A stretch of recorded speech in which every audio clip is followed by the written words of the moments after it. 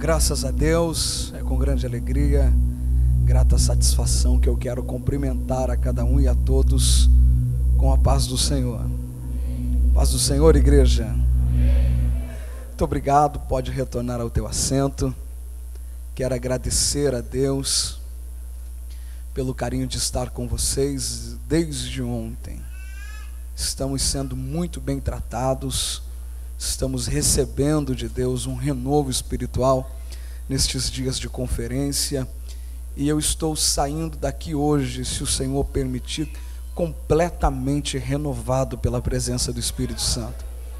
Existem lugares que Deus nos leva apenas para nos usar, existem lugares que Deus nos leva apenas para sermos instrumentos para abençoar. Eu estou aqui hoje para ser usado por Deus, mas Deus também me trouxe aqui para também ser abençoado por vocês. Eu estava comentando com o pastor Juliano, só ontem, no culto e na vigília, Deus usou 4 profetas distintos para entregarem mensagens semelhantes para mim. Só ontem eu disse a ele, eu não lembro disso ter acontecido outra vez na minha vida. 4 profecias em uma noite. Eu estou saindo daqui abençoado por Deus, e eu creio que vocês também estão sendo alvo desta atmosfera espiritual que paira sobre esta igreja. Ao pastor Antônio Gordilho, muito obrigado pelo carinho uma vez mais, pela honra de confiar a tribuna desta igreja que o Senhor tem trabalhado para edificar em prol do reino.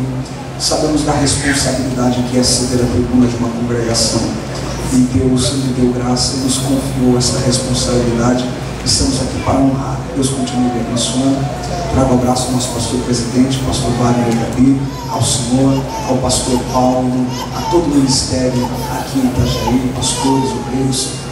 Deus continue vos abençoando muito. Eu aprendi algo com Paulo, o apóstolo, quando ele escrevia cartas à igreja. Ele começava estas cartas saudando a igreja da seguinte forma: graça e paz da parte do Senhor. Quando ele escrevia cartas pastorais, pastor Paulo, ele começava dizendo graça, vírgula, misericórdia, vírgula, e paz. Misericórdia era incluída quando ele se dirigia a Timóteo, a Tito, que eram obreiros, porque Paulo entendia muito bem que para ser obreiro precisa de muita misericórdia de Deus. Eu desejo que a misericórdia do Senhor se recolhe sobre a vida dos senhores. Pastor Juliano, obrigado pelo carinho. Eliezer, obrigado pelo carinho. Edson, mãe Eliette, hoje nos trataram de forma muito honrosa. Desde ontem a gente está sendo muito bem servido. Eu tive dificuldade hoje de fechar o terno. O pessoal tem abençoado a gente demais. Acabou aquela vigília gloriosa de ontem. Os meninos queriam lá no MC Donaldes, eu não sei o que é isso. Falei, gente, eu não aguento mais comer, eu estou sendo muito bem tratado aqui. Eu lembrei da história de um pregador itinerante. Ele ministrava muito, só que as agendas dele eram de formas diferenciadas. Ele ligava para os pastores, perguntava se poderia ser recepcionado, e lá passava 5, 10, 15 dias, e um dia ele fez isso na igreja de um pastor presidente, ficou hospedado na casa do pastor presidente. Só que a visita é boa assim quando ela atende o prazo de validade, né? Quando começa a passar, pastora Dael, muito obrigado pelo carinho, quando passa do período determinado, começa a se tornar um pouco de incômodo, né? O pastor começou a perceber que passou a primeira semana, o jovem pregador não ia embora, passou a segunda semana, o jovem pregador continuava lá, na terceira semana, ele perdendo a sua privacidade, conversando com a esposa, disse: como é que a gente vai tirar esse pregador de dentro da nossa casa? A gente abriu as portas, agora fica chato despedir ele, mandar ele embora. Ele disse: já sei, amanhã é domingo, a gente vai estar almoçando juntos, e eu vou perguntar para ele como está a família dele. Talvez ele se lembre da esposa, dos filhos, e volte para casa. Domingo, hora do almoço, o almoço estava encerrando. O pastor olha nos olhos daquele pregador, sorrindo, e pergunta: meu amigo, eu estou muito alegre com a tua presença aqui, mas eu estou preocupado, eu queria saber como está a tua família.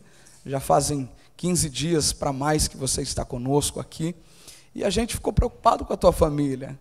Aquele pregador pentecostal abriu um sorriso para ele e disse: pastor, muito obrigado porque o senhor perguntou Hoje mesmo estou indo buscar eles e à tarde estou aqui para tomar um café com o senhor. Eu falei que eu estou sendo tão bem tratado aqui que eu estou pensando em hoje mesmo voltar para Curitiba para de madrugada comer um MC Donalds com vocês. É brincadeira, gente. Que Deus abençoe muito os músicos, a diretoria, o coral.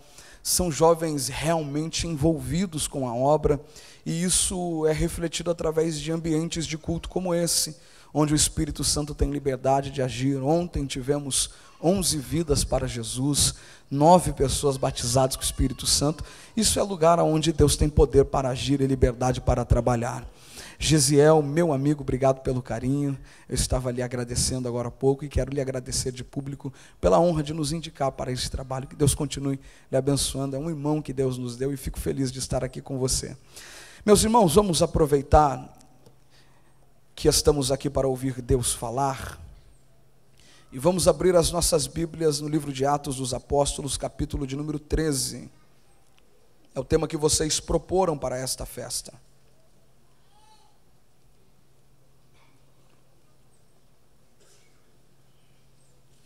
Atos dos Apóstolos, capítulo de número 13.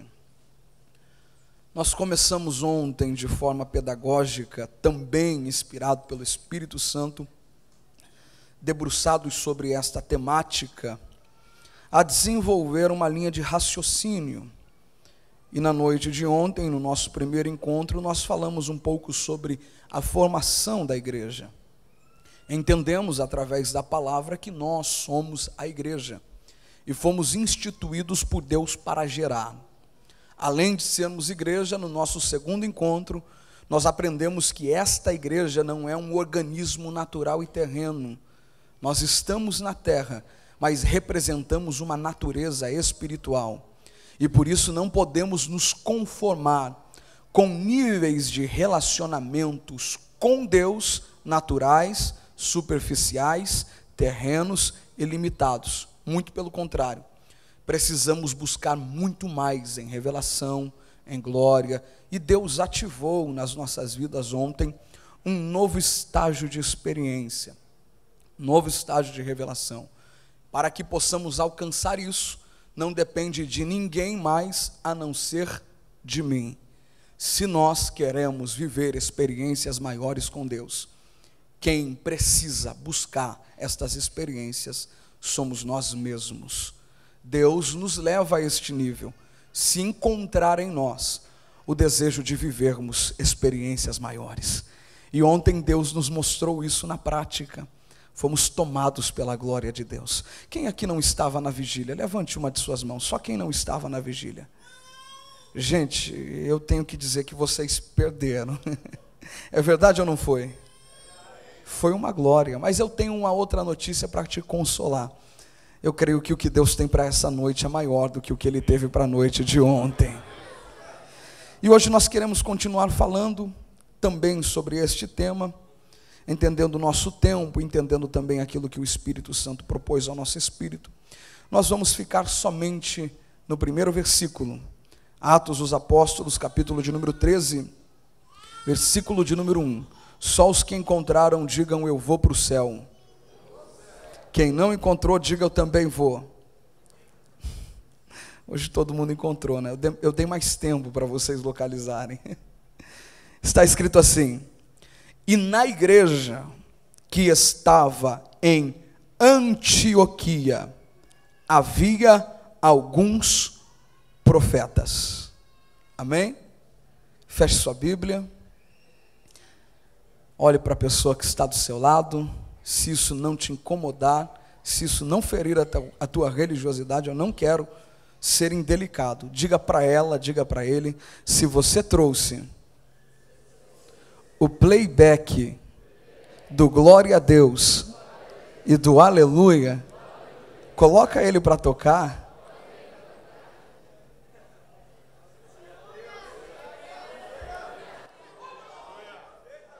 Teve gente que trouxe, ô glória. Você tem liberdade de adorar a Deus aqui esta noite. E eu tenho a plena convicção que os céus já estão abertos sobre esta igreja, e nós sairemos daqui completamente dominados pela presença do Espírito Santo. Antes de começar a ministrar, eu quero saber se entre nós existe alguém que não é batizado. Ontem nós tivemos muitas pessoas batizadas com o Espírito Santo, mas alguém entre nós que não é batizado com o Espírito Santo, levante a sua mão. Talvez ontem você buscou e Jesus não te batizou, ou talvez você não esteve aqui. Levante a sua mão bem alto. Só os que não são batizados com o Espírito Santo, só os que não são. Isso, não precisa ficar com vergonha. A palavra de ontem vale também para hoje. Jesus quer te batizar hoje com o Espírito Santo, e isso só depende de você querer, buscar, abrir o teu coração, porque daqui um pouquinho, este teu glória, este teu aleluia se misturam, e você vai começar a falar em outras línguas com o Senhor. Tem alguém que acredita que Jesus pode batizar aqui hoje? A igreja do Senhor foi formada, e nós definimos isso de forma muito clara, com a missão de ser o corpo místico de Cristo. Membros que se organizam através de uma mesma missão e um mesmo propósito, para viver anunciando a mensagem do Calvário e o ano aceitável do Senhor. A igreja que havia sido idealizada na mente de Deus, concebida na mente do Criador, vai ser gerada através do Filho, porém vai ser dinamizada, credibilizada e autorizada a desenvolver o seu ministério somente através do Espírito Santo, em Atos dos Apóstolos, capítulo de número 2. A igreja recebe a incumbência de influenciar, a igreja recebe a responsabilidade de resgatar vidas do mundo das trevas e transportá-las para o reino das maravilhosas luzes do nosso Senhor, o reino da graça, o reino do nosso mestre, o bom Nazareno, Jesus, o Filho de Deus.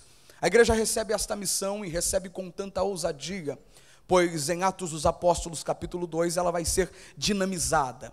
É como se o estopim acendesse, se a bomba explodisse, se a força motora fosse ligada, e eles, através do Espírito, revestidos com a autoridade de Deus, começaram a desenvolver na prática o cumprimento da missão do ID, porque afinal de contas foi para isso que o Senhor estabeleceu a igreja, e Ele disse à igreja: não se ausentem de Jerusalém, fiquem até que vocês possam ser revestidos de poder, a fim de que esta missão seja concluída, comece a ser executada, seja concretizada na prática, e vocês vão ser minhas testemunhas, Jerusalém, Samaria, Judeia, até os confins da terra. Quando isso acontece, a igreja recebe tanta autoridade que na primeira ministração de Pedro, 3.000 almas aproximadamente são convertidas a Cristo.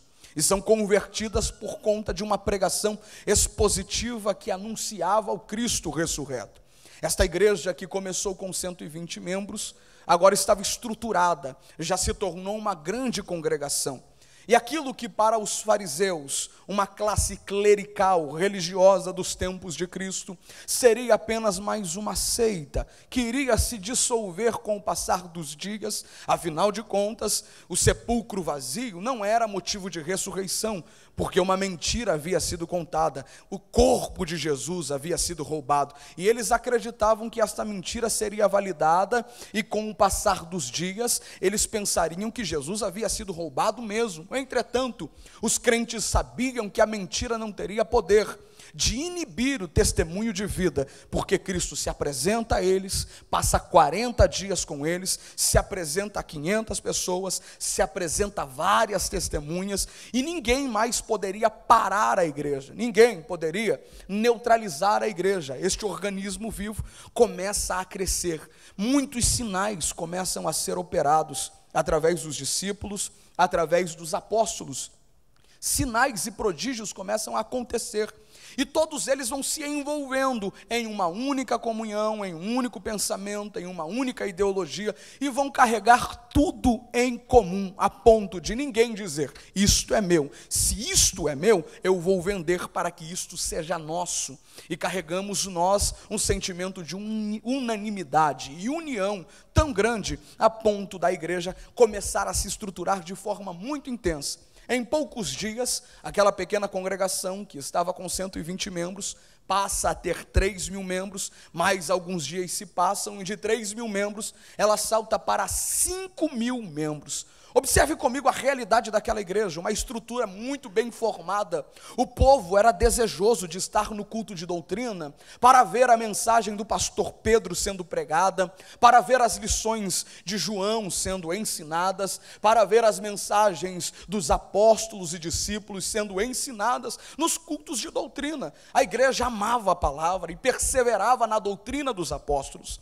E porque perseverava na doutrina dos apóstolos, eles também tinham a perseverança no partir do pão, também tinham a perseverança na oração, também tinham a perseverança na comunhão, e eles eram movidos por um temor tão grande, porque a palavra gera temor, a palavra gera temor, e isto fazia com que a igreja fosse estruturada na doutrina. Mais do que isso, além de ser uma igreja com profundidade doutrinária, além de ser uma igreja com um pensamento coerente, cristocêntrico, pautado única e exclusivamente na palavra e na mensagem de Cristo, a igreja de Atos também era movida pelo dinamismo do Espírito Santo. Era completamente incendiada pelo fogo do avivamento. O coração dos crentes ardia pela glória. Eles amavam a palavra, mas perseveravam na oração.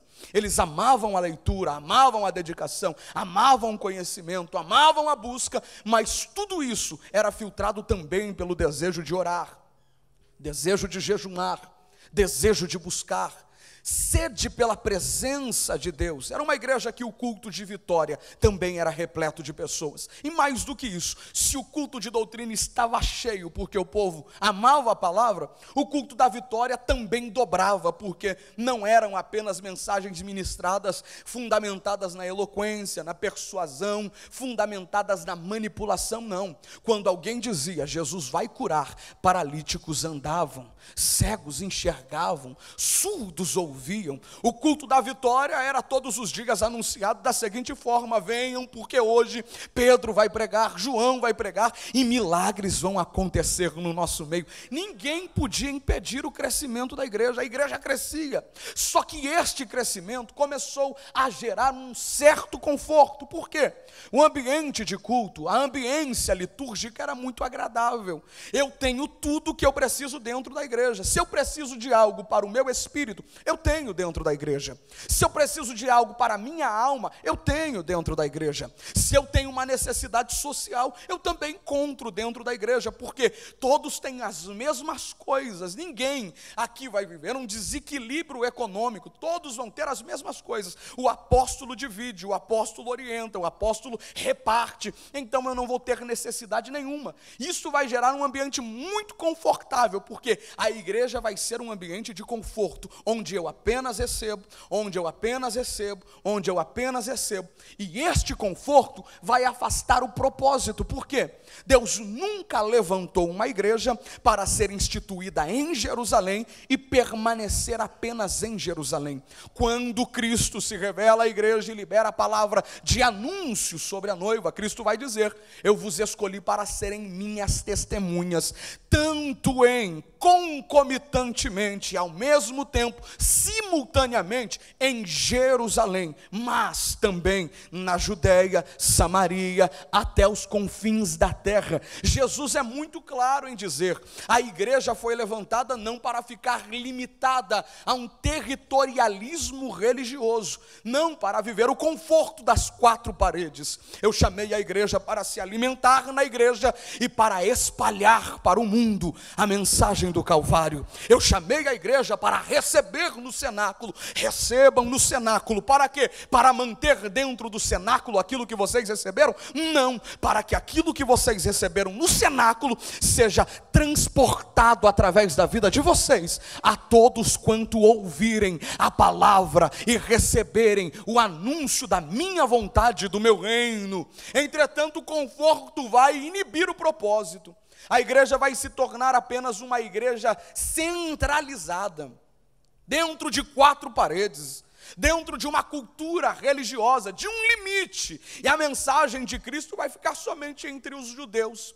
E quando Jesus percebe que o propósito está sendo esquecido e deixado de lado, Jesus resolve intervir nesta situação. E o mecanismo que Jesus vai utilizar para intervir no conforto que interrompia o propósito se chama perseguição. Por quê, André? Um conjunto clerical, a nata da sociedade, um grupo religioso chamado fariseus, vai perceber que a igreja está crescendo e ninguém consegue parar a igreja, ninguém consegue neutralizar a igreja. Logo, o que vamos fazer? Precisamos de uma vez por todas acabar com estes discípulos, acabar com esta mensagem. E como vamos fazer isso? Vamos começar matando alguém. Quem vai ser? Estevão vai ser o primeiro. Vamos apedrejar ele. Por quê? Se matarmos Estevão, ninguém mais vai querer se envolver com esta causa. Afinal de contas, esta causa não gera lucro, esta causa não gera estabilidade financeira, esta causa não gera sucesso, esta causa não gera prestígio. Quem se envolve com esta causa perde tudo de mérito que tem na terra. Por quê? Esta causa é oposta ao sistema humano, natural e terreno. Então a gente mata Estevão e a gente vai ver que eles vão se espalhar, se dissipar, vão acabar e a igreja vai ser falida. Só que a ferramenta da perseguição não era simplesmente um plano maquiavélico dos fariseus. A ferramenta da perseguição era uma estratégia de Cristo para espalhar a mensagem do Calvário, que estava centralizada dentro de 4 paredes. E quando eles matam Estevão, alguém pensa, agora a igreja para, agora a igreja desanima. Só que quando eles estavam atirando pedras em Estevão, quanto mais atingiam Estevão, mais o rosto dele brilhava, mais o rosto dele reluzia, mais o rosto dele resplandecia. E se fosse apenas o que eles estavam vendo, que mexesse com os seus sentimentos, estava bom demais. Só que quando Estevão está morrendo, ele eleva os olhos às alturas e ele não enxerga a atmosfera, estratosfera e ionosfera. Ele vê os céus abertos, um alto e sublime trono, Jesus de pé ao lado deste trono, de pé, olhando para ele como se estivesse dizendo, Estevão, eu estou te esperando, porque a tua missão está sendo concluída na terra. E Estevão vai dizer, Pai, perdoa eles, porque eles não sabem o que fazem. O martírio que era para ser uma pedra contra o cristianismo, se tornou um vento contra as brasas do avivamento, que soprou no coração da igreja, que incendiou o coração da igreja, que queimou a igreja e dominou ela pelo temor e o desejo de manter a fé inabalável. A perseguição começa a se tornar uma ferramenta de Deus. Por quê? Todas as vezes que o propósito é ofuscado ou deixado de lado, Deus utiliza ferramentas para que o propósito volte a ser cumprido. A gente vai perceber isso na antiga aliança também. O propósito de Deus para Adão é: enche a terra, multiplique, espalhe-se, esparrame, gere, frutifique. Este era o propósito de Deus. Entretanto, depois da queda, o propósito vai sofrer algumas interferências, mas a ideia era a mesma: encher a terra, espalhar, multiplicar, gerar e produzir. Porém, um grupo de pessoas percebe que o conforto é muito maior quando a gente fala a mesma língua e faz de tudo para que possamos estar juntos, sem se espalhar. E eles vão decidir construir uma torre. Vamos edificar uma torre para que todos saibam aonde nós estamos localizados e possamos nos agrupar aqui. O que é isso? Propósito sendo desfeito, propósito sendo bloqueado. O propósito de Deus era espalhar e encher. E eles estão dizendo: não queremos os teus propósitos, queremos ficar aqui, chegar até o céu e o nosso nome ser glorificado.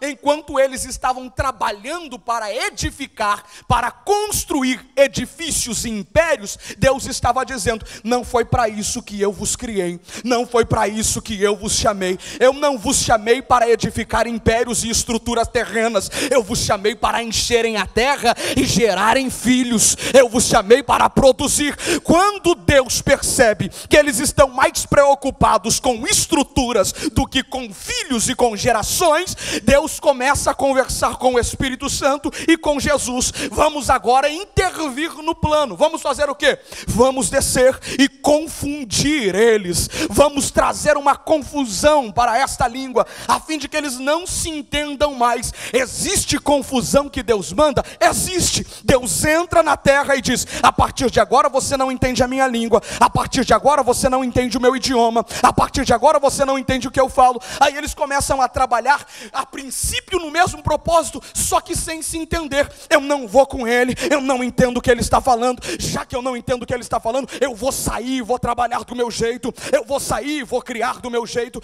E a terra começa a ser novamente começa novamente a ser cheia, popularizada, começa novamente a tomar espaço por pessoas. Isso acontece porque eles estavam no mesmo propósito e Deus resolve trazer confusões para que eles voltassem a cumprir o propósito original de encher, multiplicar, de trazer vida, de gerar filhos. Hoje nós estamos vendo um contexto muito semelhante, onde muitos líderes estão preocupados muito mais com estruturas do que com pessoas. Líderes que só querem saber de dinheiro, líderes que só querem saber de prédios, líderes que só querem saber de edificações. E Deus olha para a igreja e diz: não foi para isso que eu te chamei. E a gente se assusta e pergunta: por que é que tem tanta confusão no meio da igreja? Por que ele não lida com ela não lida com ele não se aceita com ela, ele não se aceita com ele? Por que está acontecendo tantas coisas? Talvez, se nós percebemos, isto que acontece é pelo simples fato do propósito não estar sendo cumprido. Por quê?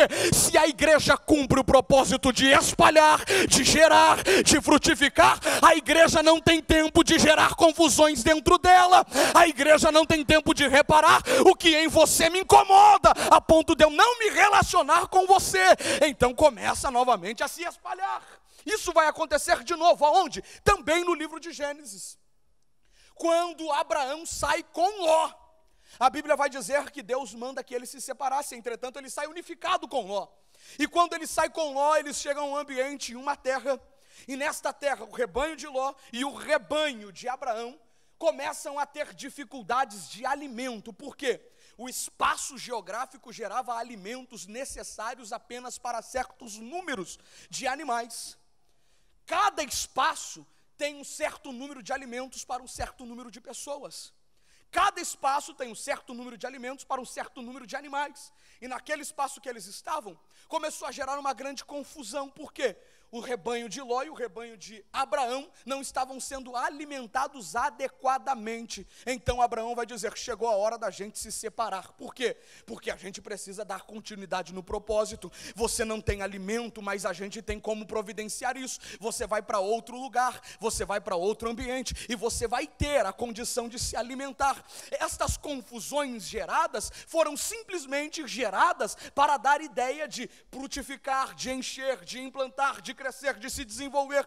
Na igreja Deus não vai mandar confusão, na igreja Deus vai mandar perseguição. A perseguição vem para que o povo se espalhasse, para que o povo entendesse: a gente recebeu em Jerusalém para alcançar Samaria, a gente recebeu em Jerusalém para alcançar Judeia, a gente recebeu em Jerusalém para alcançar os confins da terra. Alguém me disse: André, Deus precisa voltar a mandar perseguição na vida da igreja, porque todas as vezes que a igreja sofria perseguições, a igreja crescia, a igreja se desenvolvia, a igreja se estruturava. Eu não acredito que Deus precisa mandar perseguição, eu não acredito que Deus precisa pressionar a igreja. Eu acredito que a igreja pode se identificar novamente ao propósito e dizer: Senhor, antes que o vento sopre, a gente vai começar a espalhar a tua palavra.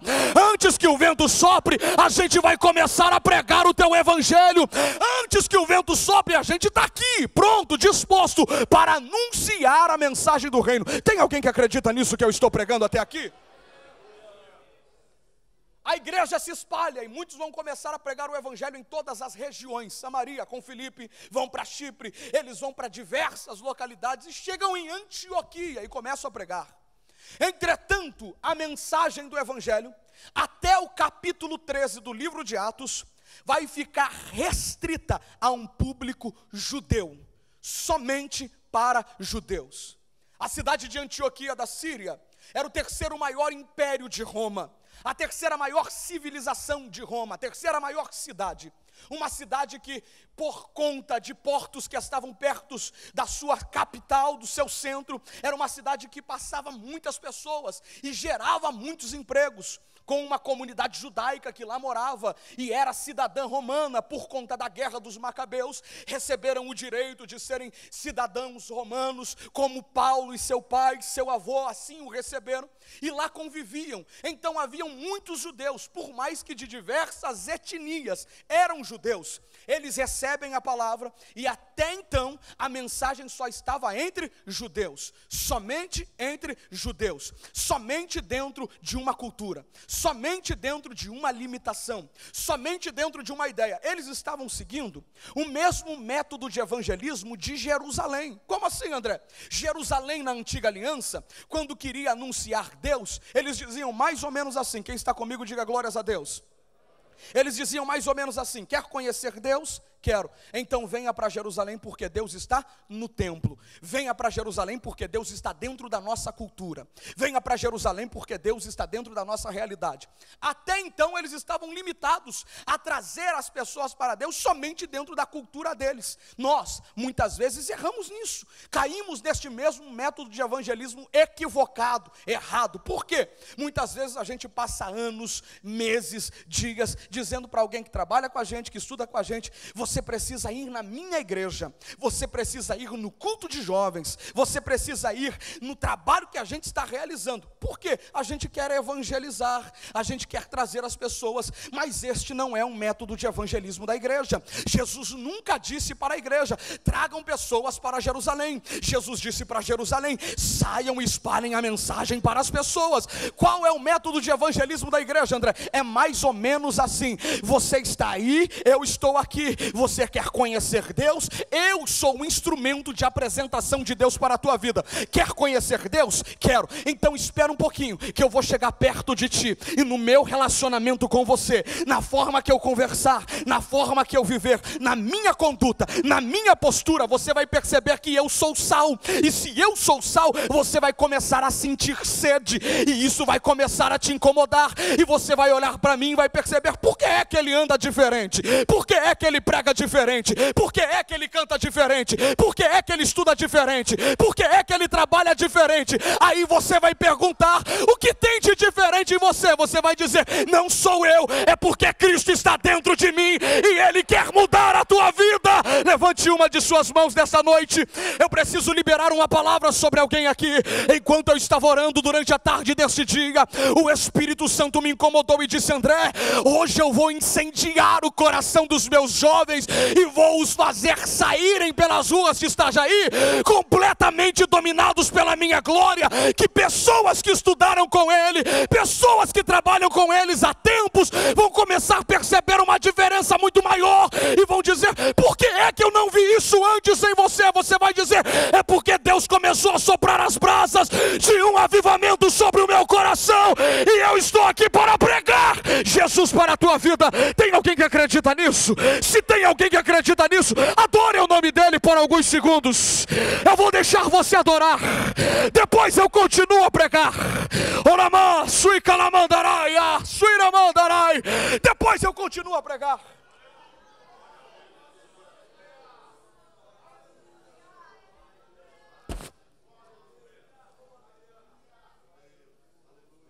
Aí é mais fácil, porque quando Cristo que está dentro de mim se revela para alguém que não o conhece, ele vai sentir a sede de beber da mesma água que eu bebo. Aí fica muito mais tranquilo a gente dizer: quer? Quero. Entrega a tua vida a Jesus. Entreguei agora. Agora você pode cultuar comigo, porque a igreja é lugar de culto. E culto é ambiente de oferecer adoração a quem nós conhecemos. Este ambiente é o lugar de adoração, culto, louvor. Por quê? Porque só pode cultuar, louvar e adorar aquele que a gente conhece. Então agora que a gente já te apresentou Cristo, você pode cultuar com a gente, porque você conhece Cristo. Aí fica mais fácil vir para a igreja. Senão a gente passa dias, meses e anos evangelizando alguém da seguinte forma: vamos à minha igreja, vamos à minha igreja. A pessoa nunca vai na nossa igreja. Por quê? Ela precisa primeiro ver Deus em nós, para depois ver Deus dentro da nossa igreja. Quem pegou? A igreja de Antioquia vai perceber este ambiente missionário limitado a uma etnia. Por quê, André? A gente vai descobrir no texto que existiam várias pessoas: Barnabé, Simão, chamado Níger, Lúcio de Cirene, Manaém e Saulo. São pessoas de diversas etnias. São pessoas africanas, são pessoas siríacas, são pessoas que eram judeus por nascimento, mas todos eles eram judeus por religião. Todos eles eram judeus. Independente de onde eles haviam nascido, eles eram judeus, a mensagem estava centralizada dentro deles.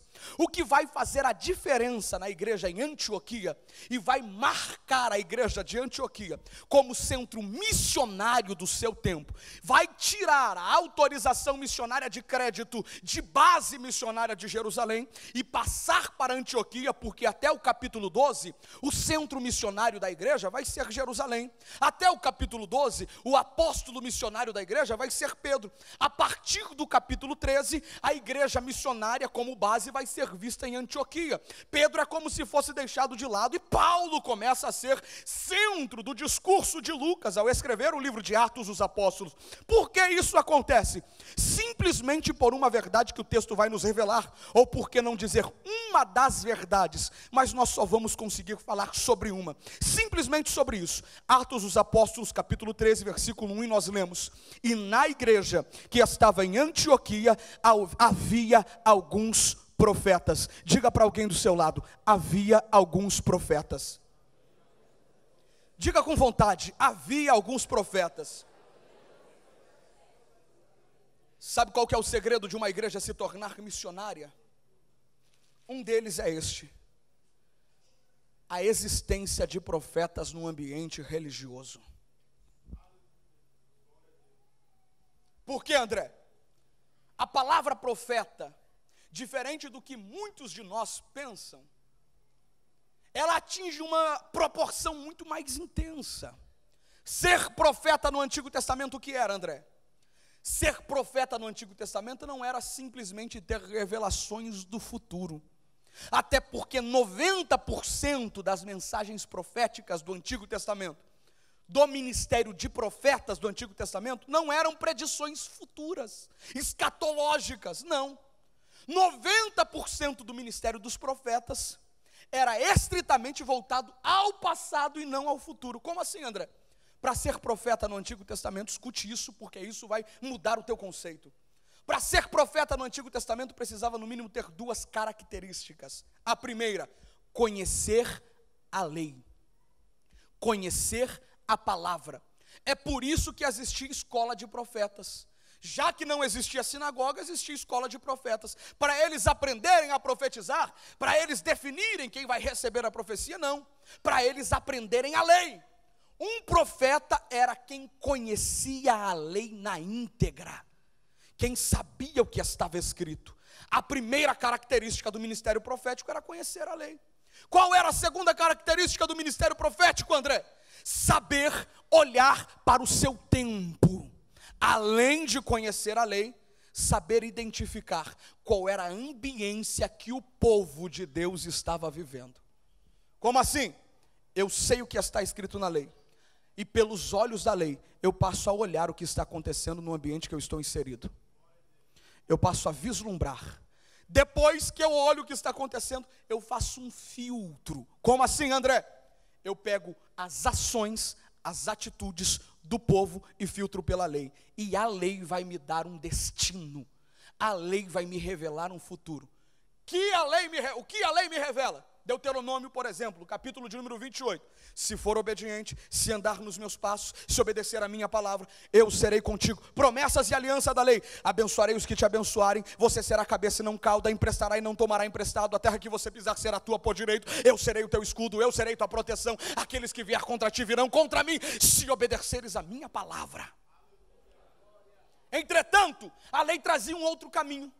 Todavia, contudo, porém, mas, entretanto, se desobedecerdes a minha palavra, e se desviardes do meu caminho, eu fecharei os céus, eu permitirei a praga, eu permitirei pestes, eu, o Senhor, destruirei vocês. O profeta pegava a lei e descobria que se o povo estava adorando somente a Deus, a bênção do Senhor viria. Então ele se colocava de pé e diria: o Senhor irá nos abençoar, virá chuva sobre a terra, a chuva regará a nossa colheita. E todos diziam: glórias a Deus. Entretanto, se o profeta, pelos olhos da lei, vislumbrasse um desvio doutrinário, a ausência de adoração exclusiva a Deus, ídolos instaurados no meio do povo, o povo cedendo às tentações e às concupiscências, o profeta se levantava e dizia: não haverá chuva sobre a terra. O Senhor vai trazer juízo sobre esta terra vai ser destruída, e a condenação não vinha dele, a palavra de juízo vinha da onde? Da lei. A palavra de juízo vinha da lei. Logo o profeta precisava ter a capacidade de entender a lei e de também entender o seu momento e qual era a ambiência que ele estava vivendo, e coragem para fazer aquilo que Deus havia o escolhido para fazer, anunciar o caminho correto. Sabe por que a igreja de Antioquia vai viver a revolução do ministério evangelístico e missionário no livro de Atos dos Apóstolos, sendo a porta de entrada da graça para os gentios, na igreja de Antioquia, sendo eles pela primeira vez chamados de cristãos, e anunciando a mensagem para o povo gentílico, a ponto desta mensagem chegar até nós? Porque existiam homens que aprenderam a olhar para o ambiente que eles estavam inseridos. Existiam profetas. Os profetas do Novo Testamento já vão ser mais movidos por uma ação dinâmica que nós vamos chamar de Espírito de Deus. A Bíblia nos apresenta como Espírito. Eles talvez não eram tão doutos assim, mas eram movidos pelo Espírito do Senhor e tinham a capacidade de olhar o seu tempo.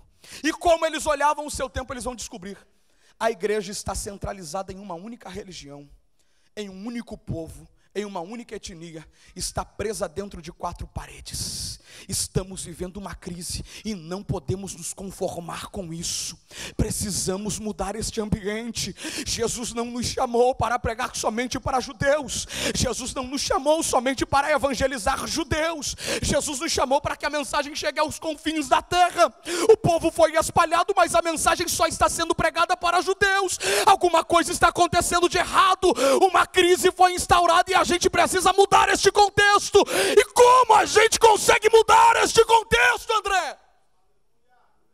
O texto vai dar a continuidade da ação da existência de profetas e mestres, porque a Bíblia diz: existiam profetas e mestres, a saber, versículo 2: e servindo eles ao Senhor, jejuando, orando, disse o Espírito: apartai para mim a Barnabé e Saulo para a obra que eu tenho proposto. Quando eles identificam a crise, o que eles vão fazer? Clamar a Deus, invocar a Deus, suplicar ao Senhor. André, até agora eu entendi, mas eu preciso que você aplique isso para mim, porque esta palavra precisa soar como verdade no meu coração. O que nós precisamos na nossa geração são de pessoas que estejam completamente vinculadas aos propósitos de Deus e tenham a capacidade de olhar para o seu tempo e identificar as crises do seu tempo, e depois de identificar as crises do seu tempo, tenham competência de saber qual é o único caminho de resolução, que é a busca pelo próprio Espírito de Deus, a busca pela ação dinâmica do Espírito, pois só Ele pode romper com ambientes de crise no propósito da igreja. Eu preciso ser mais direto. Nós estamos vivendo uma crise religiosa no nosso meio. A igreja evangélica brasileira está vivendo uma crise. Nós conversávamos sobre isso com o pastor Juliano. E aqui é o caminho para encerrar a minha fala. Porque estamos vivendo um ambiente de crise na igreja brasileira. Este tema proposto pela coordenação não veio da mente, do coração do pastor ou da diretoria, e eu já disse isso, veio de Deus, porque se estamos vivendo uma crise, estamos vivendo um ambiente muito similar à crise que Jerusalém estava vivendo. Antioquia vai ser levantada para resgatar o propósito que Jerusalém havia perdido. ao limitar a mensagem do evangelho aos judeus. Nós estamos vivendo uma crise religiosa no nosso meio. Nós estamos vivendo um ambiente de crise espiritual na nossa nação. Alguém chega a dizer que nós estamos vivendo um avivamento espiritual. Hoje já somos aproximadamente 60 milhões de evangélicos no Brasil. Somos o maior país em número de cristãos em todo o mundo. Quem está comigo, diga glórias a Deus. O maior país em número de cristãos em todo o mundo. Alguém chega a dizer que em 2025, 85% da população brasileira será evangélica. Alguém já ouviu isso? Alguém já ouviu isso? Seremos evangélicos. E alguém diz, o número de crentes está crescendo, o número de evangélicos está crescendo, o número de igrejas está crescendo. É uma igreja em cada esquina, um ministério para cada tipo de gente, e a gente dá glória a Deus por isso, porque quanto mais igreja, menos bar, quanto mais igreja, menos casa de prostituição. Entretanto, o que me preocupa não é o número de evangélicos estar crescendo. O que me preocupa é o tanto de crente que nós temos no Brasil, um número tão grande que é, sem exercer influência no ambiente que ele está inserido. Nós somos hoje o maior país em número de evangélicos no mundo, mas também somos o país número 1 em corrupção na história da sociedade. Somos o maior país em número de cristãos, mas somos o terceiro país no ranking mundial de crise de depressão e ansiedade, segundo a Organização Mundial da Saúde. E por isso somos o segundo país da história da nossa sociedade global em uso de substâncias psicotrópicas. Remédio para acordar, remédio para dormir, remédio para trabalhar, remédio até para vir para o culto. Alguns dias atrás eu estava pregando numa igreja, e depois de pregar estava conversando com um irmão, e de repente a sua esposa chegou perto dele, e a sua esposa havia rodado o culto inteiro para o lado, o culto inteiro, e ela disse para ele: amor, vamos para casa que já vai dar 11 horas, e eu preciso tomar o meu remédio. Ele ficou meio constrangido e disse: ela toma o antidepressivo dela todos os dias às 11 horas. Eu disse: Deus, que evangelho é este? Que avivamento é este que alguém pensa estar vivendo, que se pula dentro da igreja, se roda dentro da igreja, mas precisa ter as sensações da alma, os sentimentos, as emoções controladas por remédios. Que avivamento é este que estamos vivendo? Que somos o 8º país, segundo a OMS, no ranking mundial de suicídios. A gente acha que está vivendo um avivamento, mas o nosso avivamento não abaixa os índices pejorativos da sociedade. Somos o 8º país em número de suicídios, e existe um acordo midiático para que isso não seja anunciado, para que isso não seja propagado entre as mídias televisivas, radiofônicas e sociais, para que isso não seja anunciado, porque talvez podem estimular mais pessoas a se matarem.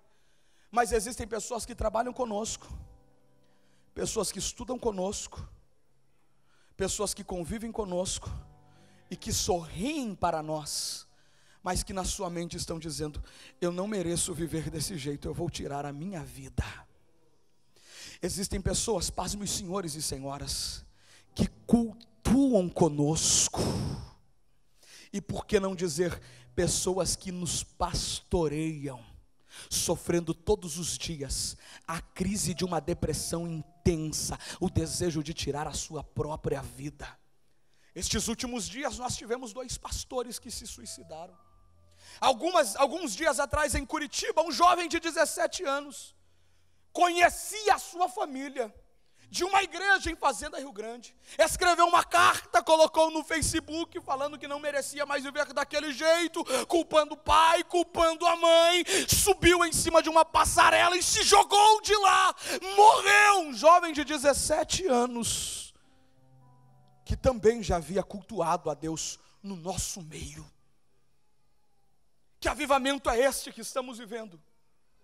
Que à medida que cresce o número de evangélicos, cresce o número de aborto no nosso meio, cresce o número de relacionamentos extraconjugais como motivo de divórcio, cresce o número de boca de tráfico, cresce o número de crimes. Estamos vivendo uma crise. Só que enquanto a crise que estava afetando Jerusalém parecia limitar a mensagem do evangelho somente a um povo. Era como se Deus estivesse dizendo: não precisa se preocupar, eu estou levantando Antioquia para aclamar a minha presença em tempos de crise. Eu estou levantando Antioquia para buscar a minha face em tempos de crise. Eu estou levantando Antioquia, que consegue identificar o ambiente de crise, e ao invés de sair apontando os defeitos, porque o que mais nós temos é gente que sabe aonde está o problema. O que mais nós temos é gente que entra no Facebook e diz: não está dando certo por causa disso, não está dando certo por causa daquilo, a igreja não está crescendo por causa disto. O que mais nós temos é isto. Só que nós não precisamos de gente que aponte o altar quebrado. A gente precisa de gente que edifique o altar novamente. A gente não precisa de gente que sabe defeito. A gente precisa de gente que quer consertar o defeito. Feche os teus olhos. Eu tenho sido incomodado por Deus toda semana. Eu tenho ouvido Deus gritando ao meu espírito. E ainda hoje, enquanto orava, Deus me disse: André, você precisa dizer para a minha igreja em Itajaí que eu levantei estes jovens e como prova os reuni em um ambiente de festa no mundo, para que enquanto a crise estivesse sendo instaurada no cenário religioso, político, no cenário econômico, eu possa apontar o dedo para eles como Antioquia, que não está apenas apontando as crises, mas está orando, está servindo, está jejuando, está dizendo: Deus, se o Senhor quer resolver o problema e precisa de alguém, eu estou aqui para isso, eu estou aqui para isso. Oh meu Deus do céu,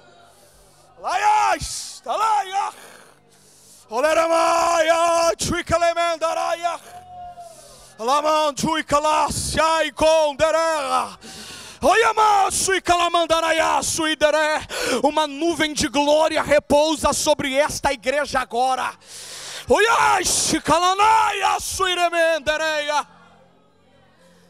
Tem muita gente querendo resolver a crise religiosa, buscando estratégias do mundo para trazer dentro da igreja. Tem gente querendo segurar jovem dentro da igreja com festa julina gospel, com festa junina cristã. Tem gente querendo segurar jovem dentro da igreja com balada gospel, com estratégias do mundo. Existem pessoas que ficam atentas aos hits que o mundo está tocando, para que a hora que o hit explodir, ele transforme aquela música em hino, no mesmo ritmo, a mesma batida, para prender os jovens. Só que equivocados e loucos são os que pensam isto, porque o que segura a gente dentro da igreja não é o que tem lá fora. O que segura a gente dentro da igreja é o que tem aqui dentro e lá não tem. Oh Maia, olá, chacalácia, olá, mandoraia, seremandoraia.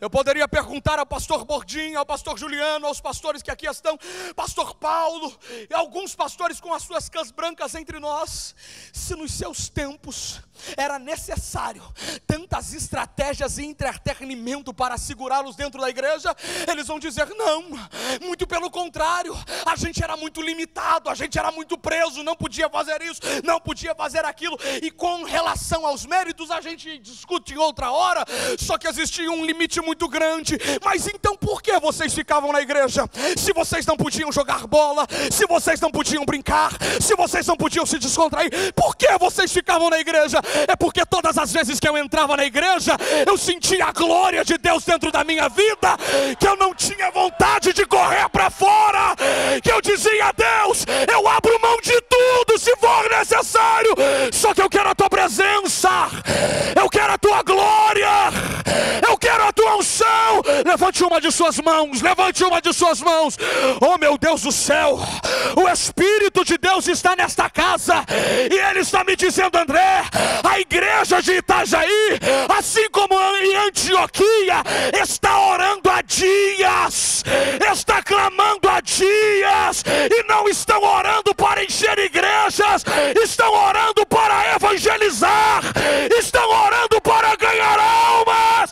Oh, Xalaia, diga para a minha igreja que eu começo a derramar dons espirituais sobre a minha casa hoje.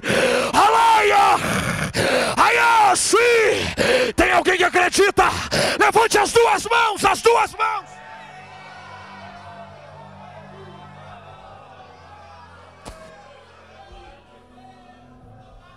Dons espirituais começam a repousar sobre vidas aqui agora. Olá, Alamandaraia. Deus te escolheu e tem te preservado, jovem, porque Ele quer te usar não para ser mais um cantor do século 21, não para ser mais um músico.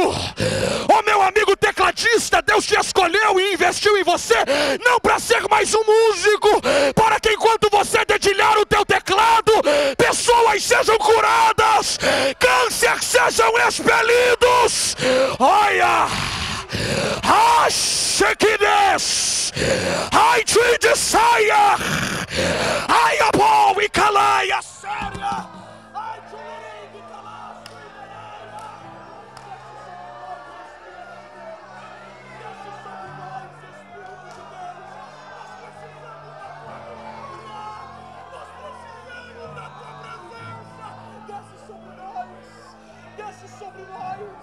Desce sobre nós.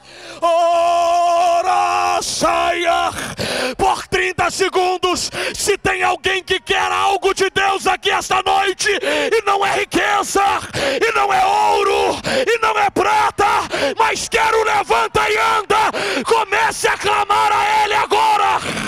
Hayash, Hayalaya, Haidele, Haidechou e Adaia. Eu vou deixar você clamar.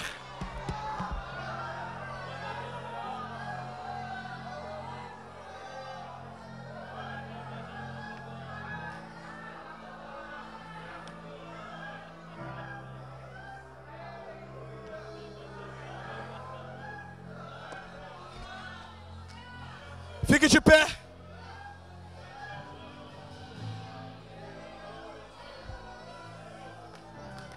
Como que é o nome do teu pastor? Bruno, de cantor a gente tá cheio. De cantor é o que a gente mais tem.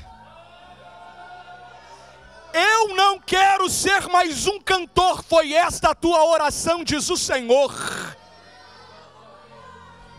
Eu não quero cantar para impressionar. Eu quero cantar para ver a tua glória. Olha, assim diz o Senhor: a partir de hoje mudo eu teu ministério. A partir de hoje derramo uma glória sobre a tua vida e te usarei nos 4 cantos da terra para incendiar. Ai, Tchalaia, quem crê, quem crê, quem crê, quem crê, quem crê, quem acredita?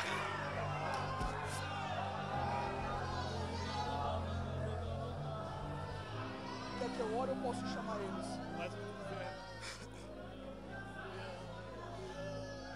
Gente, aqui tem profetas hoje.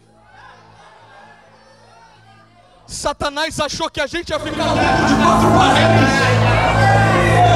Satanás achou que ia colocar a cadeira confortável e a gente ia ficar preso a isso. Satanás achou que ia dar menos tempos e a gente ia ficar bem com isso, não ia evangelizar mais. Só que eu estou pregando para uma igreja de Antioquia que não se conforma com o conforto, mas que está dizendo: eu quero almas, eu quero almas, eu quero almas, eu quero almas. Eu encerro orando pela tua vida. Eu preciso de mais retorno, somente o retorno, por gentileza, só o retorno. Em todos os tempos de crise da história da igreja, Deus Deus sempre levantou homens e mulheres que recorreram ao caminho da oração.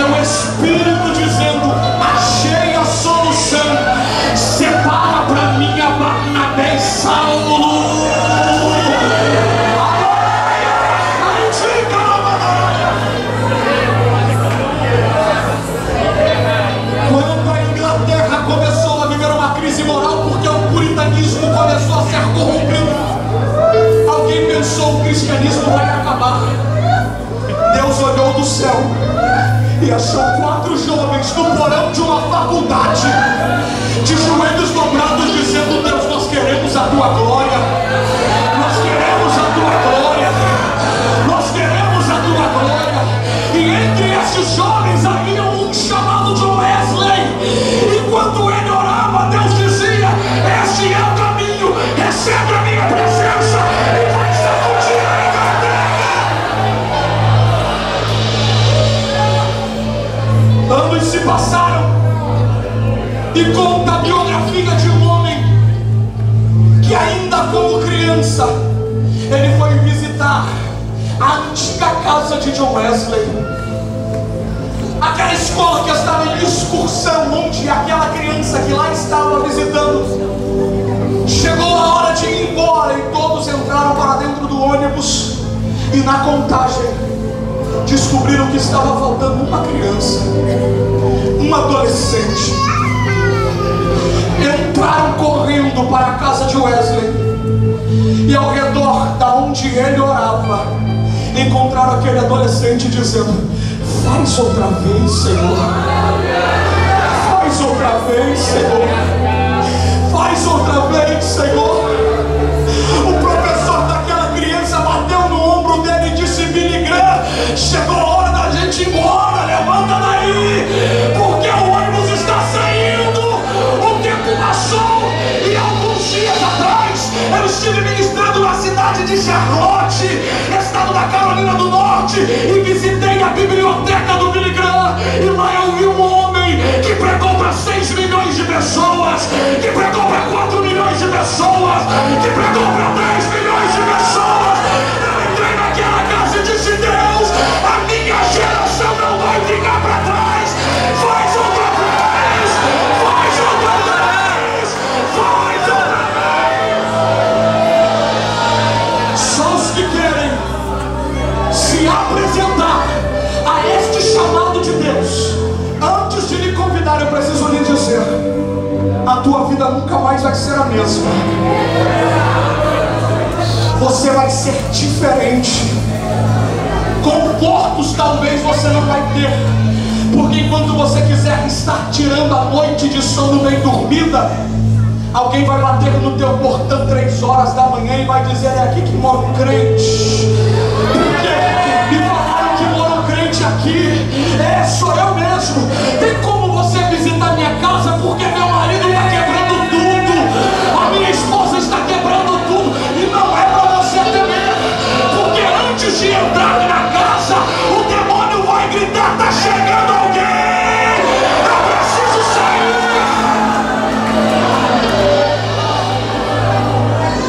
Escute isso, porque testemunhos virão sobre isso que eu vou dizer agora. Eu estou ouvindo Deus falar comigo. Alguém vai procurar o senhor, pastor Juliano. Aulas em faculdade serão paradas. É Univale o nome da faculdade. estuda na Univale, levante a mão quem estuda na Univale. Alguns de vocês serão usados dentro de salas de aula. Enquanto professores estiverem querendo minar a tua fé, Deus lhe dará revelações. Você apontará o dedo e dirá: professor, não fale assim, porque o Deus que eu sirvo viu o Senhor ontem 4 horas da manhã sem sono, querendo tirar a vida, só que me trouxe aqui para dizer que Ele tem poder de transformar a tua história.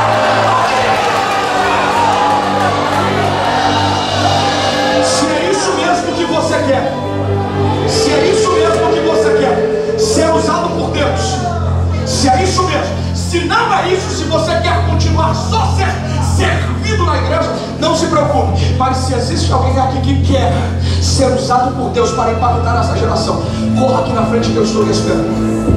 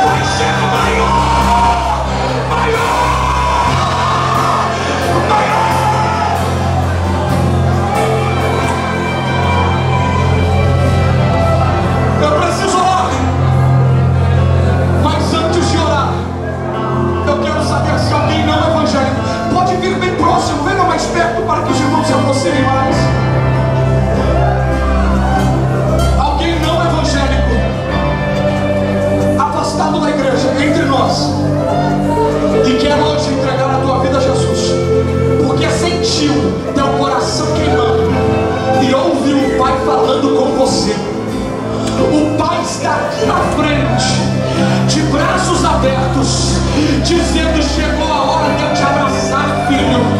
Eu estava te esperando faz muito tempo. Não aguento mais ficar longe de você sem te abraçar. Chegou a hora.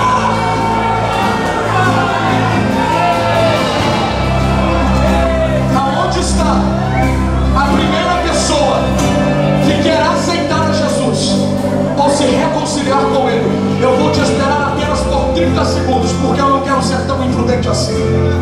Aonde está a primeira pessoa que quer aceitar a Jesus ou se reconciliar? Levante a mão bem alta. Você, filha, você, abrace ela. A primeira pessoa, mostre que você está aqui.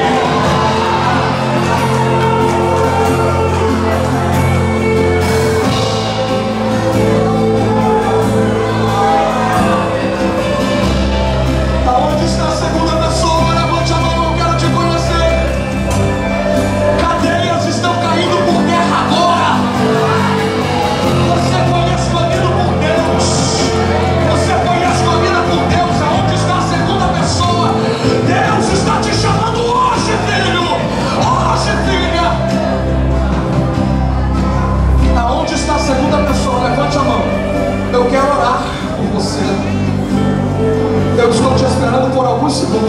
tua hora.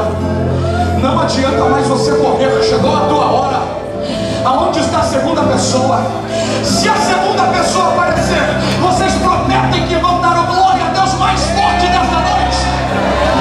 Então glorifiquem, porque a segunda pessoa acabou de aparecer.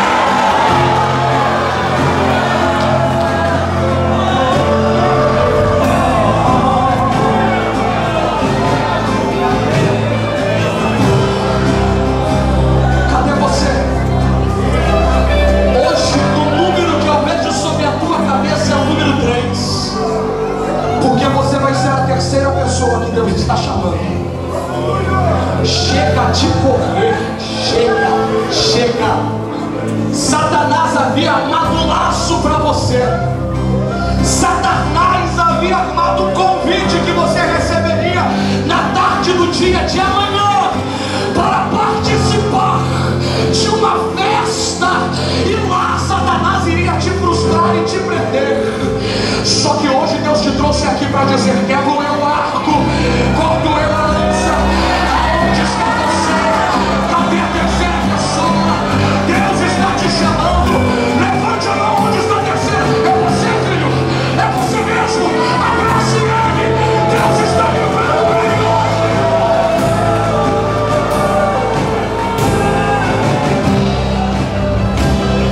Cadê a quarta pessoa? Deus está chamando a quarta pessoa.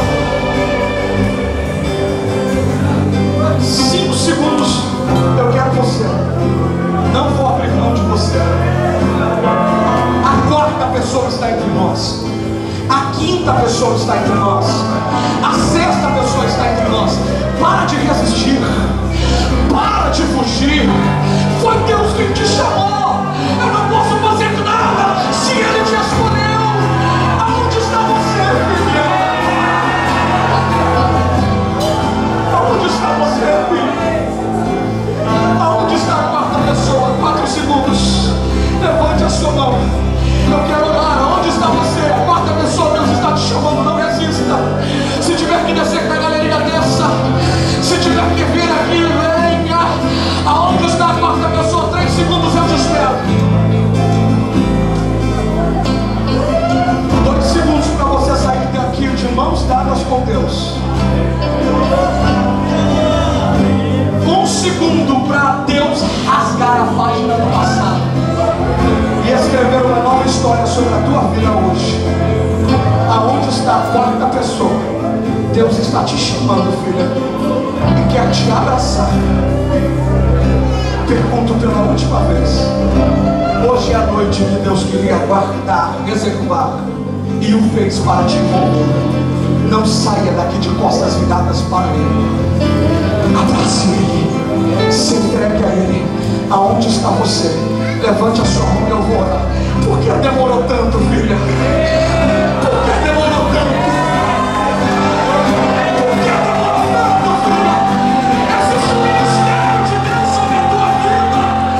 Deus te deu dom.